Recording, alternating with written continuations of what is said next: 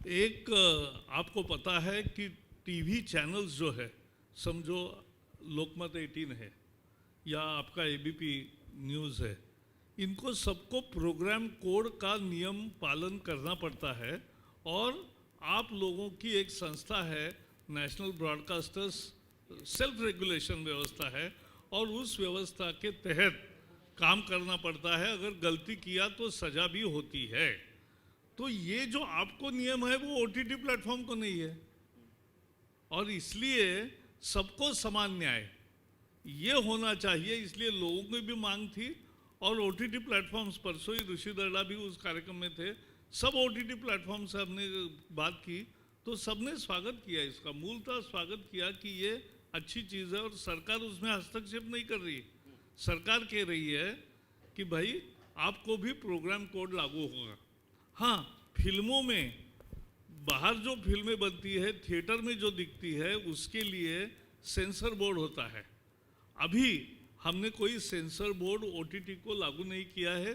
Self classification करे और अच्छा करे, जिससे जिम्मेवार फिल्में बनेगी और उसी उचित उम्र के लोग देखेंगे। इसकी व्यवस्था वो कैसी होती है वो देखेंगे। लेकिन ये पहला ओटीटी का नियम था। और डिजिटल मीडिया पोर्टल जो है, लोकमत का भी है, बाकी सबका भी है, लेकिन उसमें भी हमें ध्यान आया होगा कि उसमें हमने केवल जो प्रेस काउंसिल के नियम आज सारे समाचार पत्रों को लगते हैं वही लगाए हैं। तो एक भी नया बंधन नहीं डाला है।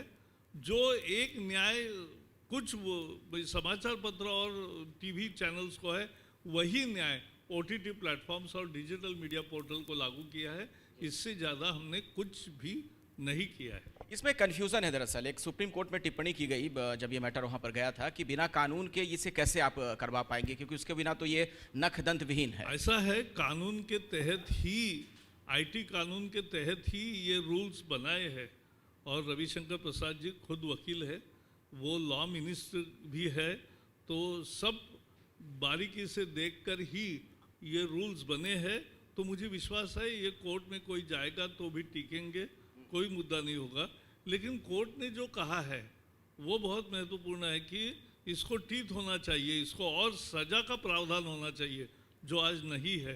तो ये एक उन्होंने हमें कहा है, इसका विचार होगा। इसी से जुड़ा एक और सवाल, उसके बाद मैं आगे बढ़ता हूं। कहा यह जा रहा है कि दरअसल इसके पीछे सरकार की मंशा ये थी कि आप रेगुलेट करना चाहते हैं इस मीडिया को। विपक्ष पर आरोप लगा रहा है। हमने कौन से पत्रकारों को या कौन से समाचार पत्रों को या कौन से चैनल को, आपको सरकार ने कब कहा कि आप ये दिखाओ, ये मत दिखाओ? ऐसा हमने कभी कहा नहीं, ये हमारा स्वभाव नहीं है। आज़ादी के लिए लड़े हैं प्रेस के हम। मेरे पिताजी समाचार पत्र में सब एडिटर थे, और इमरजेंसी के दिन जब इमरजेंसी आई 25 जून को, उनको नाइट शिफ्ट थी, 26 तारीख को वो आए और घर में बताया कि आज पुलिस आके बैठे और वो अब सेंसर करेंगे कि कौन सी न्यूज़ जाएगी, कौन सी नहीं जाएगी। उस दिन से हमारे मन में इस सेंसरशिप के खिलाफ एक माहौल बना, और आगे हमने सत्याग्रह करके जेल में गए और 16 महीने जेल भुगता प्रेस फ्रीडम के लिए। हम कैसे प्रेस फ्रीडम को ख़त्म करेंगे? कतई नहीं। और हम सबको विश्वास रखते हैं, लेकिन हर आज़ादी एक जिम्मेवार आज़ादी होती है। It has to be responsible freedom, and that is what we expect from press fraternity.